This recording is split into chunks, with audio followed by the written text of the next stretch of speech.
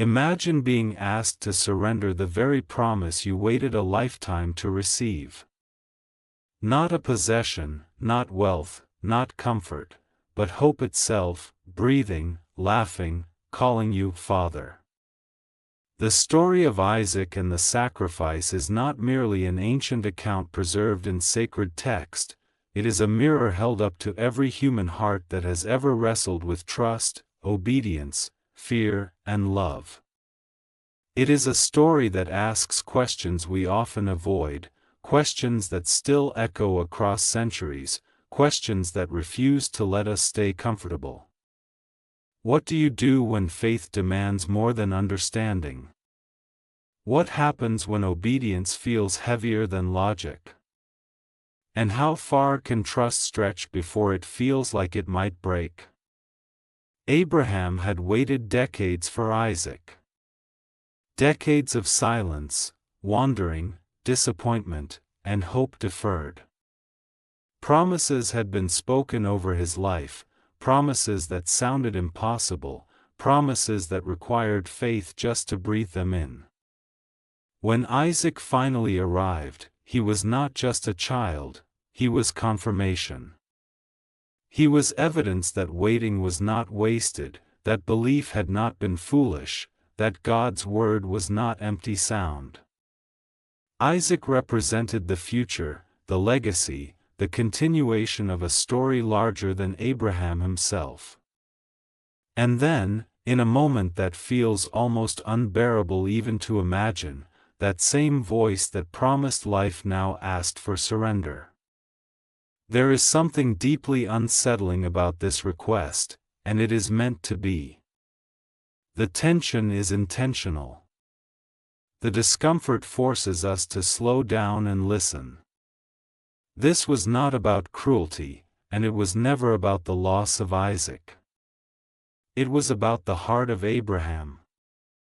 It was about trust stripped of visible reward. It was about obedience when the outcome could not be predicted. Faith is often romanticized, but this moment exposes its raw reality. Faith is not certainty, faith is obedience in the presence of uncertainty. What makes this moment even more astonishing is what Abraham does next. He does not argue. He does not delay. He does not negotiate. Early the next morning, he rises and begins the journey. 3 days. 3 long days of walking toward a mountain with a silent question pounding in his chest. Every step is a choice. Every mile is a decision to keep trusting. Imagine the internal war raging within him. Imagine the memories replaying in his mind, Isaac's first steps, his laughter, his questions, his voice calling out in the night. And yet Abraham keeps walking. Here is a surprising truth hidden in plain sight: obedience is rarely loud. It doesn't always announce itself with dramatic speeches or visible signs of struggle. Sometimes obedience looks like quiet movement in the right direction while your heart is breaking. Sometimes it looks like continuing forward even when nothing makes sense. Abraham's faith was not passive, it was active. He prepared the wood. He saddled the donkey. He climbed the mountain. Faith, in this story, is motion. Isaac, unaware of the weight his father carries, asks a simple question that pierces the soul. Where is the lamb? This question hangs in the air like a blade. It is innocent, yet devastating. Abraham's response is one of the most profound declarations of trust ever spoken: God will provide. Not, I will figure this out. Not, we will see what happens. God will provide. This is not denial, it is surrender. Abraham speaks provision before he sees it. He names trust before evidence appears. There is another detail that often goes unnoticed. Isaac is not a helpless infant. He is strong enough to carry the wood. Strong enough to run. Strong enough to resist. Yet there is no record of struggle. No scream. No escape. Isaac allows himself to be bound. This silence speaks volumes. Trust is not only present in Abraham, it is reflected in Isaac. Obedience flows downward through generations. Faith is not only taught through words, it is demonstrated through actions. Children watch closely. The mountain itself becomes sacred ground, not because of what is taken, but because of what is revealed. At the exact moment when everything seems lost, when obedience has reached its breaking point, provision appears. A ram, caught in a thicket, becomes the substitute. Life is spared. Promise is preserved.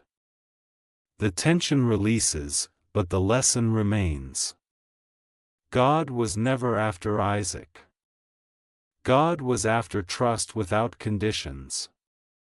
Here is something that often surprises people. This story reshapes how we understand sacrifice itself. The true sacrifice was not Isaac on the altar, it was Abraham's control. It was the willingness to let go of outcomes. Many people are willing to trust God for blessings, but far fewer are willing to trust God with those blessings once they arrive. This moment exposes a difficult truth. Sometimes the greatest test of faith comes after the promise is fulfilled, not before. Ask yourself this: if the very thing you prayed for became the very thing you trusted more than God, would you recognize it? Could blessings quietly replace belief? This story forces us to confront uncomfortable realities. Faith is not proven by what we say we believe, it is revealed by what we are willing to surrender. There is also a profound psychological depth here. Abraham is not portrayed as reckless or unthinking. He is portrayed as someone who believes deeply that obedience and goodness are not enemies. He trusts that God's character is consistent, even when commands feel confusing. This is not blind faith, it is relational faith. Faith rooted in history, memory, and experience. The phrase, "God will provide," becomes more than a statement, it becomes an identity. It introduces a name, a revelation of divine provision that extends far beyond this moment. Provision does not always come early. It often comes at the edge, at the last possible second, when trust has been fully formed. This is not cruelty, it is transformation. Trust that has never been tested remains theoretical. Trust that survives the altar becomes unshakable. Another rarely discussed detail is the location. The mountain later becomes associated with worship, sacrifice, and encounter. What begins as a place of fear becomes a place of revelation. The very ground that witnessed Abraham's trembling obedience also becomes ground where generations would seek God. Your place of greatest testing can become your place of greatest testimony. This story continues to echo because it refuses to offer easy answers. It does not explain everything. It invites reflection rather than resolution. It asks whether obedience is still obedience when it costs nothing. It challenges modern ideas of faith that prioritize comfort and clarity over surrender. It confronts us with a reality we often resist: trust is most powerful when it is chosen without guarantees. In a world obsessed with control, this story feels radical. We are taught to secure, to plan, to protect at all costs. Yet here stands a man willing to walk into uncertainty with nothing but trust. Not because he is reckless, but because he believes that obedience aligns him with something greater than his fear. Faith here is not emotional, it is intentional. And then there is Isaac, walking down the mountain alive, changed forever. He has seen something few ever witness, the depth of trust between a father and God. That kind of experience shapes identity. It shapes legacy. It shapes how faith is understood for generations. This is why this story endures. It is not about loss, it is about alignment. It is not about sacrifice, it is about provision. It is not about fear, it is about trust that moves forward anyway. Every listener, every viewer, finds themselves somewhere on that mountain, asking questions, carrying weight, choosing whether to keep walking. So the question remains, quietly but powerfully, echoing beyond the text and into your own life. What are you holding that you're afraid to place on the altar? What promise feels too precious to trust? And what might be waiting on the other side of obedience if you dared to believe that provision still comes, even when the path feels unbearable? This story does not end on the mountain. It continues in every moment trust is chosen over certainty, in every step taken without full understanding, in every quiet decision to believe that letting go is sometimes the deepest form of faith. And if this story moved something in you, if it stirred questions you've never allowed yourself to ask, if it made faith feel real, costly, and alive, then stay connected. Stories like this are not meant to be heard once and forgotten, they are meant to be revisited, reflected on, and lived. Support this journey, share it with someone who needs it, and remain part of a space where ancient truth meets modern hearts. Because trust is learned, obedience is grown, and faith, real faith, begins exactly where certainty ends. The story continues not as a distant echo but as a living question that refuses to fade once the mountain disappears behind Abraham and Isaac. Because the real test was never confined to that moment, it was planted deep within the human experience. Trust, once stretched that far, never returns to its original shape. It becomes larger, heavier, more demanding, yet strangely more freeing. Abraham walks back changed, not because he almost lost his son, but because he learned something terrifying and beautiful at the same time, that obedience does not destroy love, it refines it.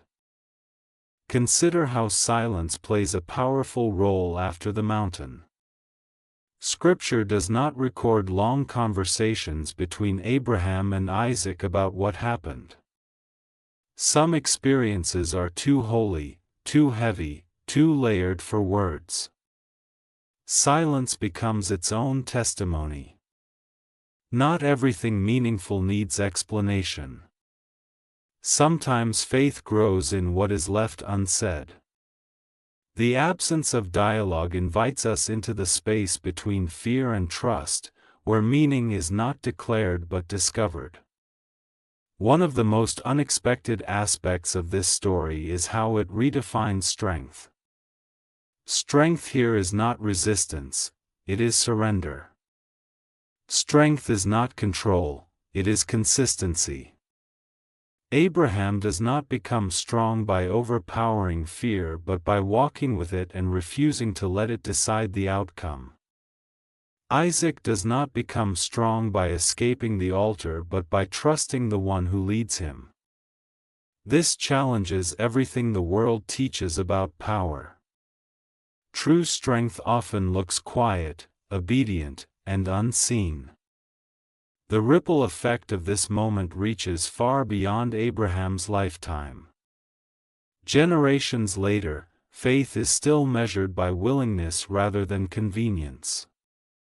This moment becomes a reference point for what it means to believe beyond logic.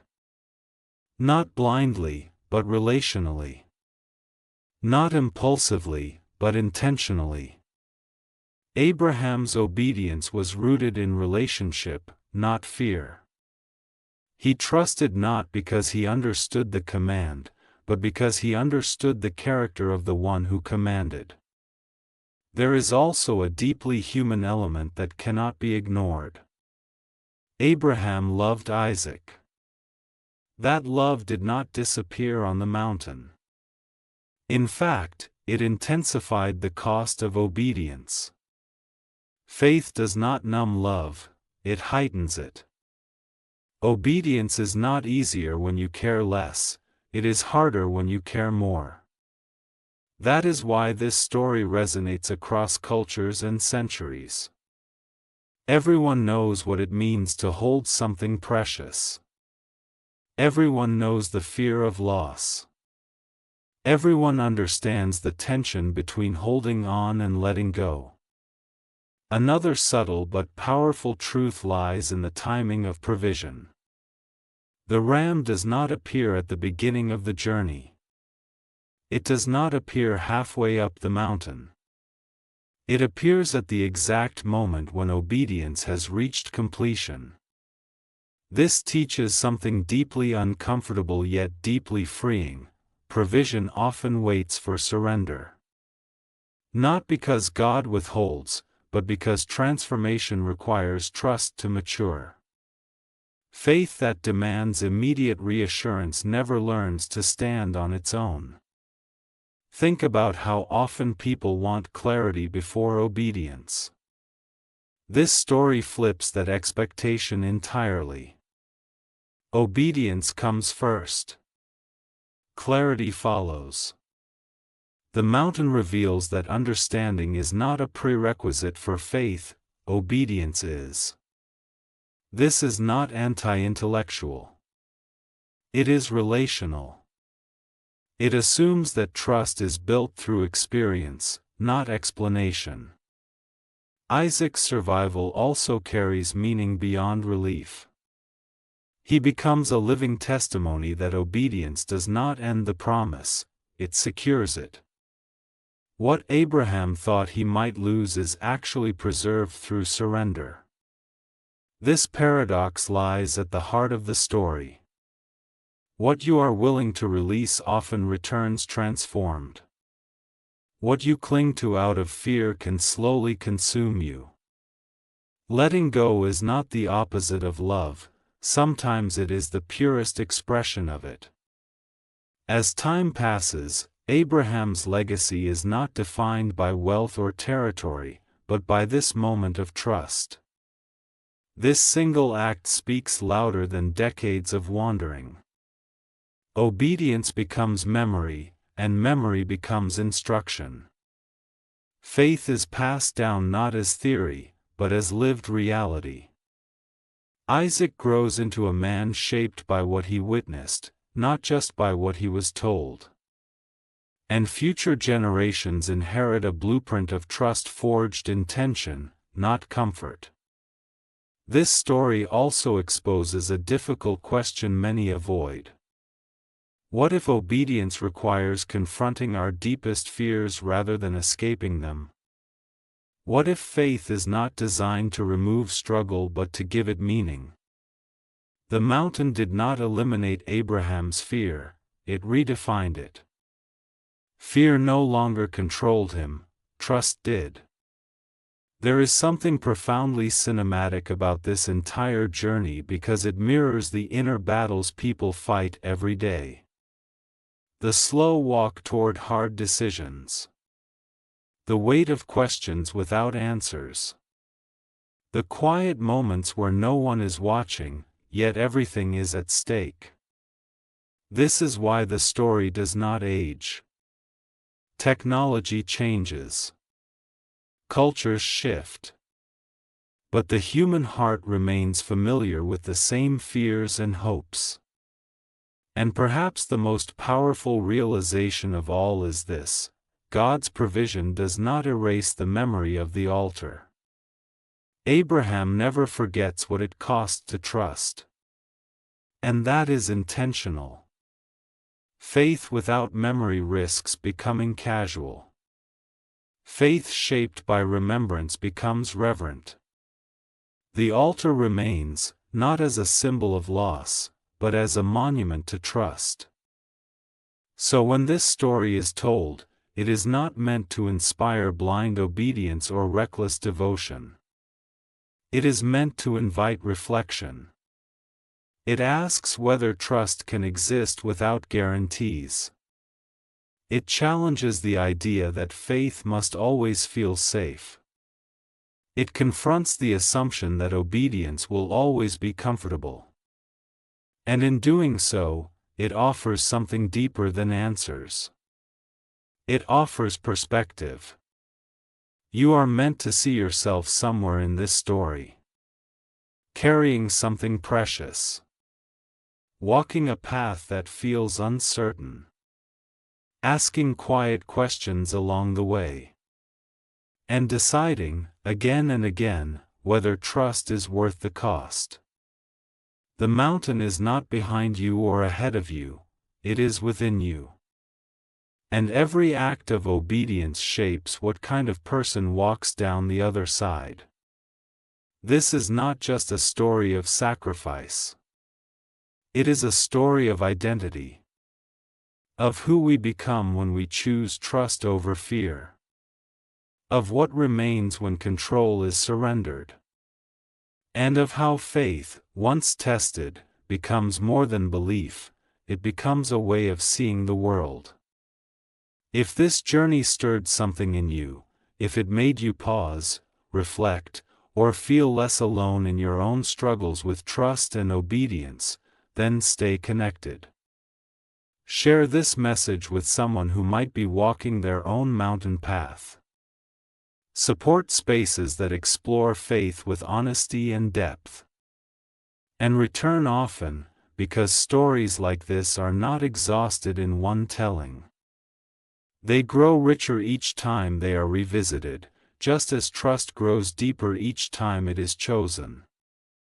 Even after the dust settles and life appears to return to normal, the mountain never truly leaves the soul.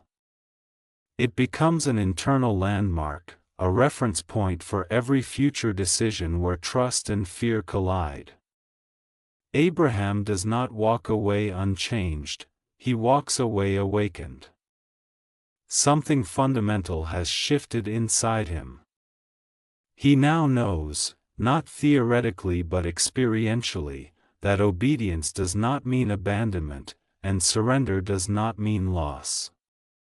That kind of knowing cannot be taught. It can only be lived.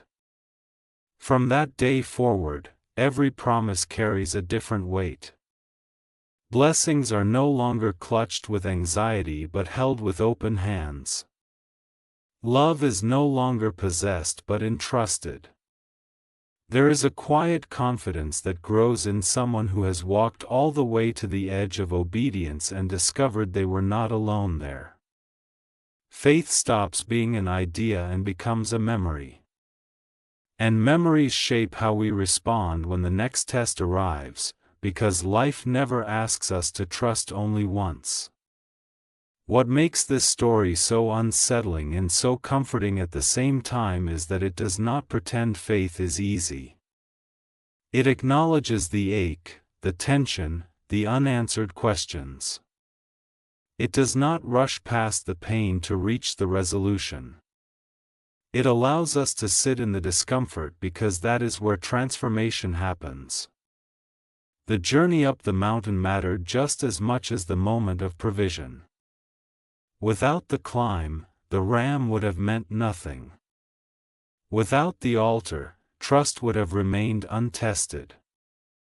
There is also a deeper lesson about timing that often goes unnoticed. Abraham did not know the ending when he started walking. The ending did not guide his obedience, trust did.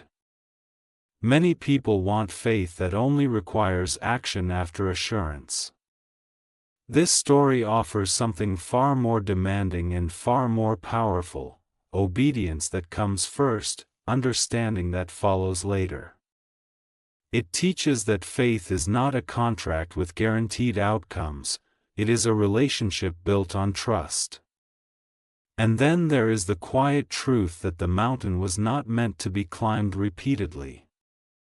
Abraham is never asked to do this again. The test was singular, but its impact was permanent.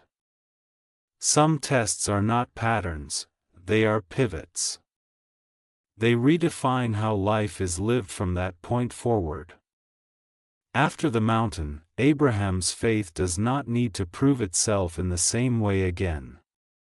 It has already passed through fire. This speaks to anyone who has faced a moment that changed them forever. A decision that cost something real. A step taken without certainty. A surrender that felt terrifying at the time but revealed clarity later.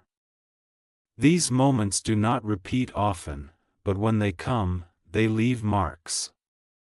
They shape discernment. They deepen compassion.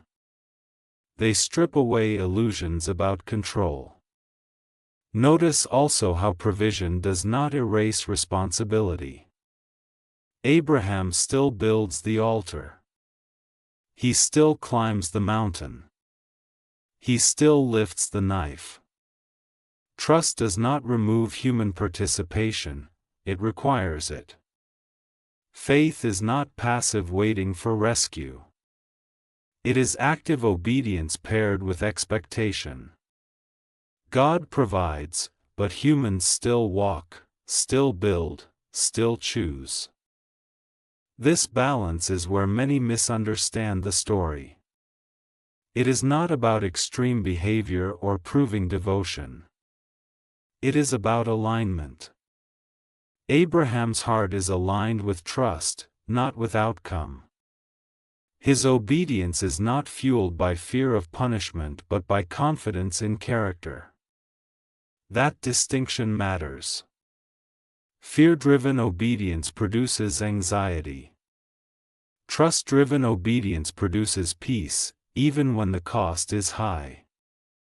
As generations pass, the story is told again and again, not because it is comfortable, but because it is honest. It refuses to flatten faith into something predictable. It reminds us that the deepest moments of growth often arrive disguised as impossible choices. And it insists that obedience, when rooted in trust, leads not to destruction but to revelation. At its core, this story asks a question that feels deeply personal no matter when or where it is heard. What happens when trust is no longer theoretical? What happens when belief demands action? What happens when the thing you love most must be released back into the hands that gave it to you? These questions do not belong to Abraham alone. They belong to every human heart navigating faith, love, and surrender. The beauty of the story is not that Abraham was perfect, but that he was willing. Willing to walk. Willing to trust. Willing to believe that obedience would not betray him.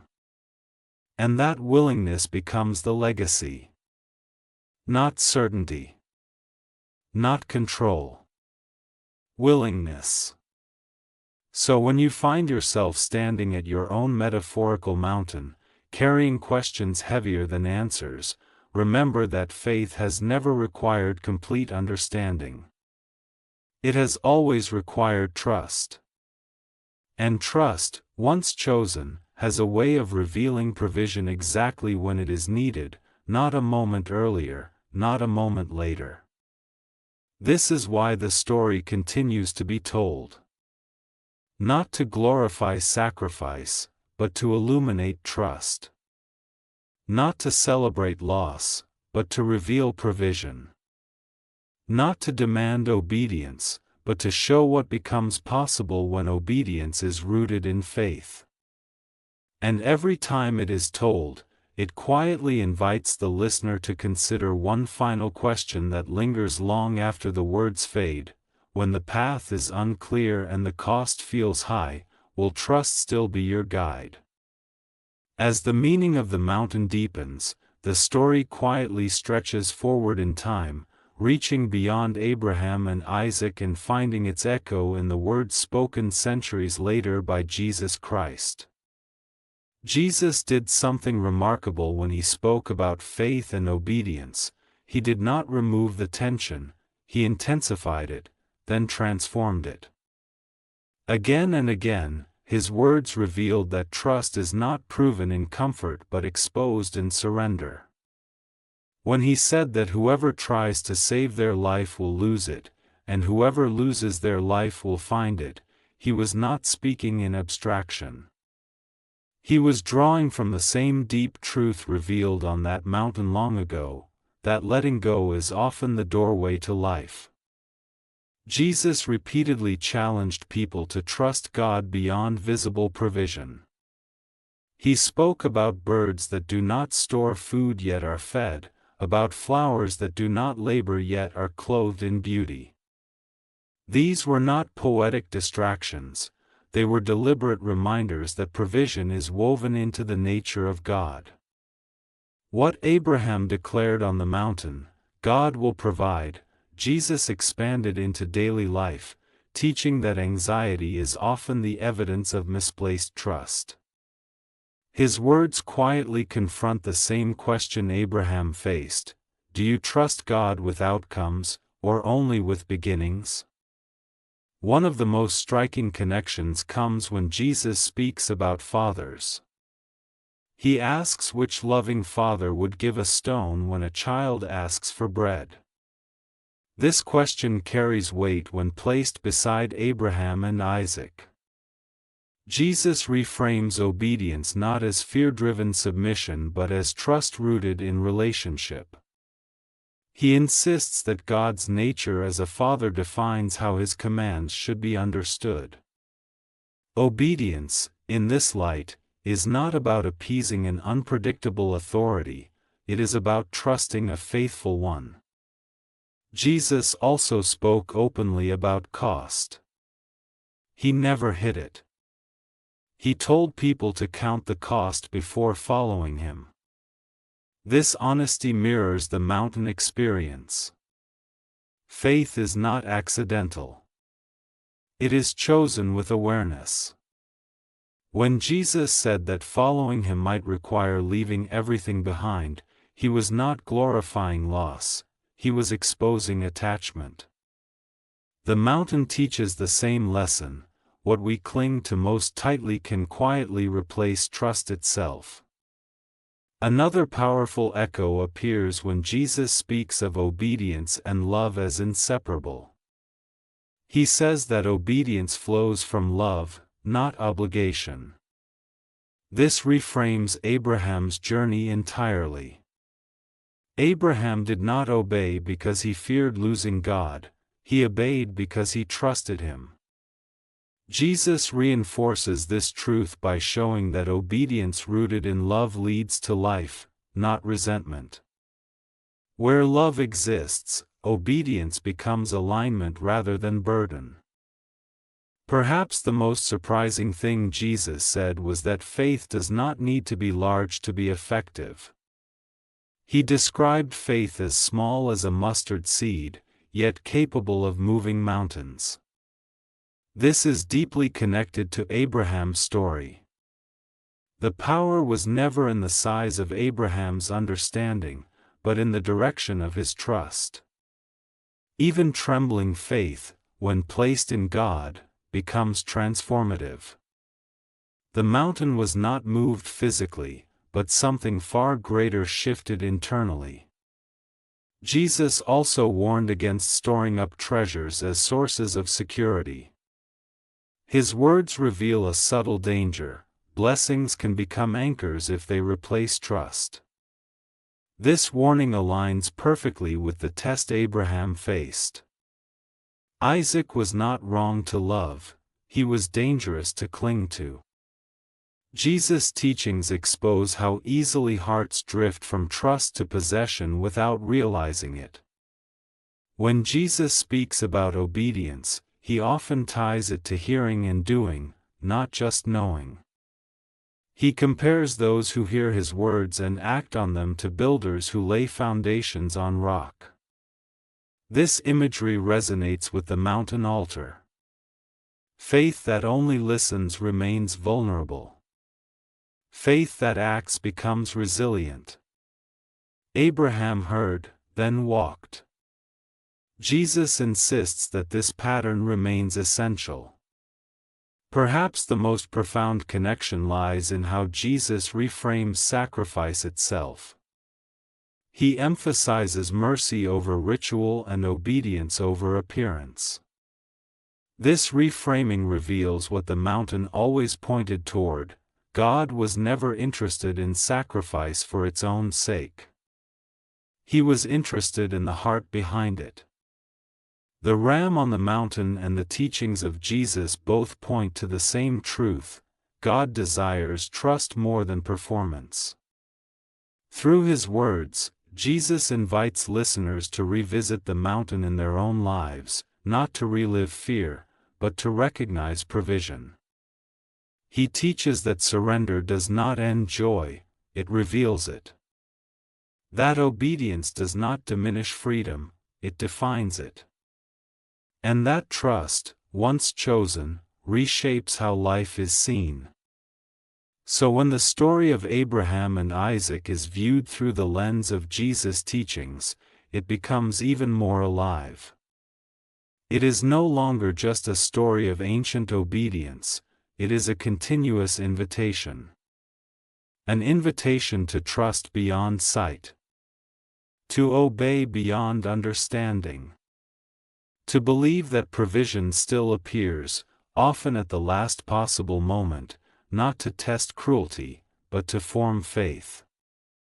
And the question Jesus leaves lingering is the same one whispered on the mountain: if you trust God with your life, will you also trust Him with what you love most? As Jesus continued to speak, his words did not soften the demand of trust, they clarified its direction. He spoke often about surrender, not as a loss of identity but as its discovery. When he told people that where their treasure is, their heart will be also, he was quietly exposing the same internal struggle Abraham faced on the mountain. What you guard most closely will eventually guide you. What you trust most deeply will shape who you become. These were not abstract sayings, they were invitations to examine attachment at the deepest level. Jesus also spoke about obedience in moments when it felt most unreasonable. He described loving enemies, forgiving without limits, turning the other cheek, walking the extra mile. These teachings carry the same tension as the mountain. They do not align easily with instinct or logic. They require trust that goodness is not wasted even when it seems unreciprocated. Just as Abraham trusted that obedience would not betray him, Jesus asked his listeners to trust that obedience to love would not destroy them. There is a quiet consistency in how Jesus addressed fear. Again and again, he told people not to be afraid. Not because danger was imaginary, but because fear was never meant to be the decision maker. On the mountain, fear was present, but it did not lead. Jesus reinforced this truth by showing that fear diminishes when trust takes its place. Faith does not eliminate fear instantly, it simply refuses to let fear have the final word. Jesus also spoke about daily surrender, not dramatic moments alone.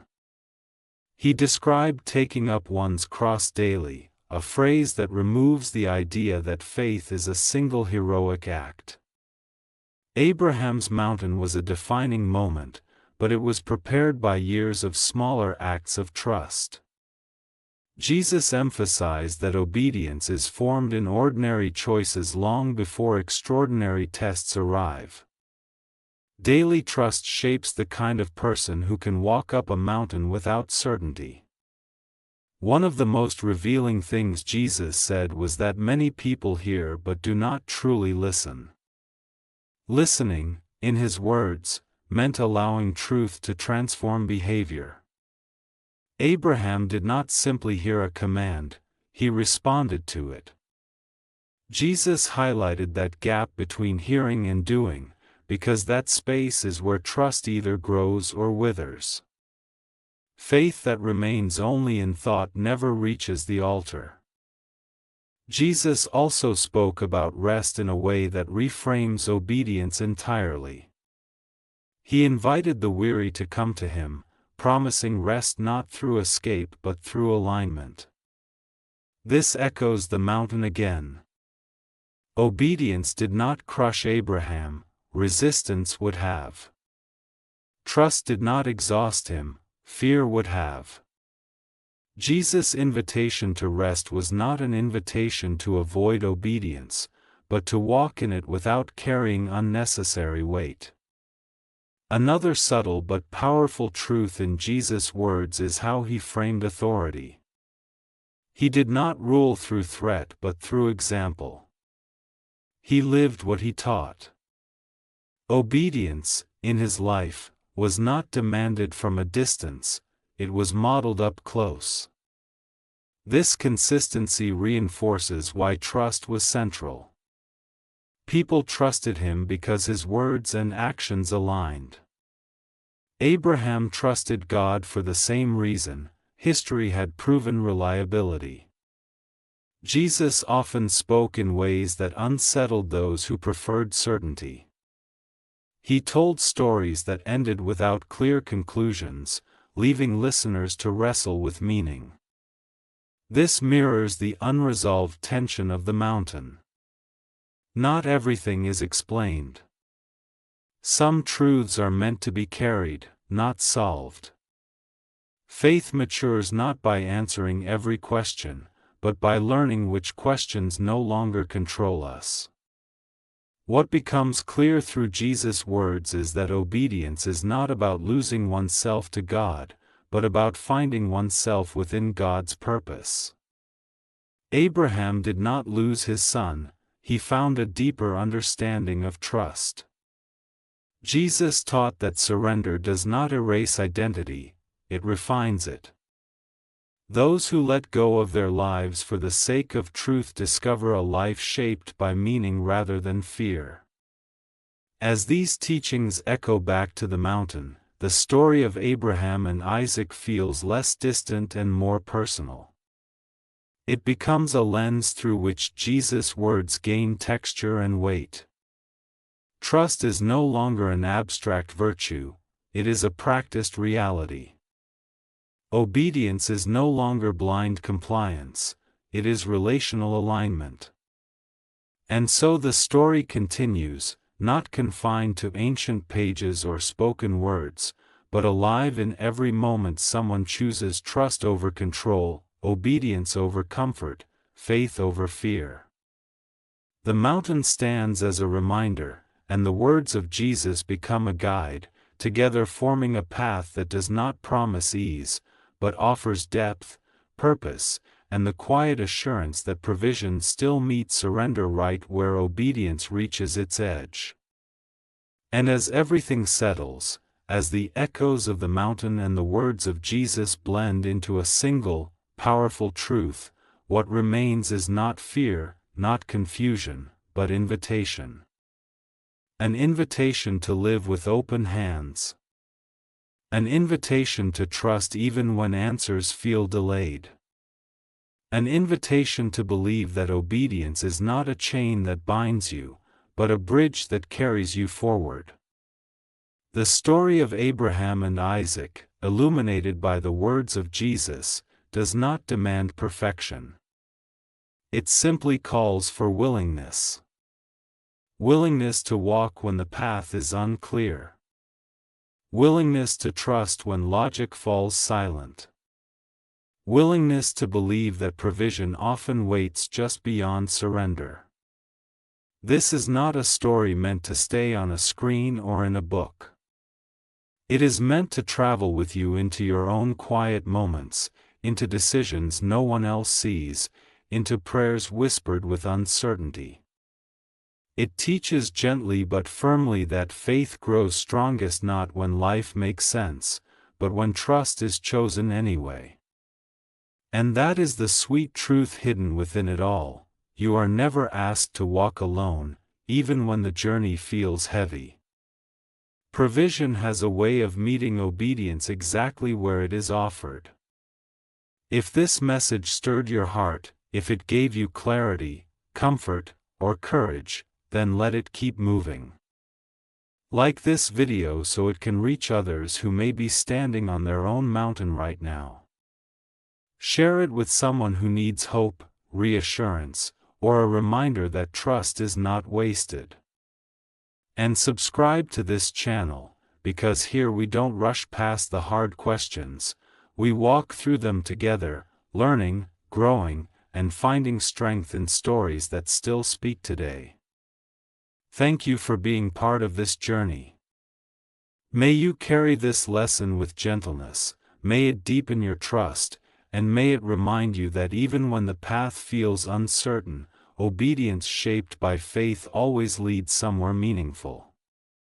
Stay connected, stay curious, and keep walking forward, because the story doesn't end here, and neither does your growth. And now, as this story slowly comes to rest in your heart, take a quiet breath and let this truth settle gently within you. Faith was never meant to be loud or perfect. It was meant to be honest. Abraham walked up that mountain trembling, not certain, not fearless, but willing. Isaac trusted without fully understanding.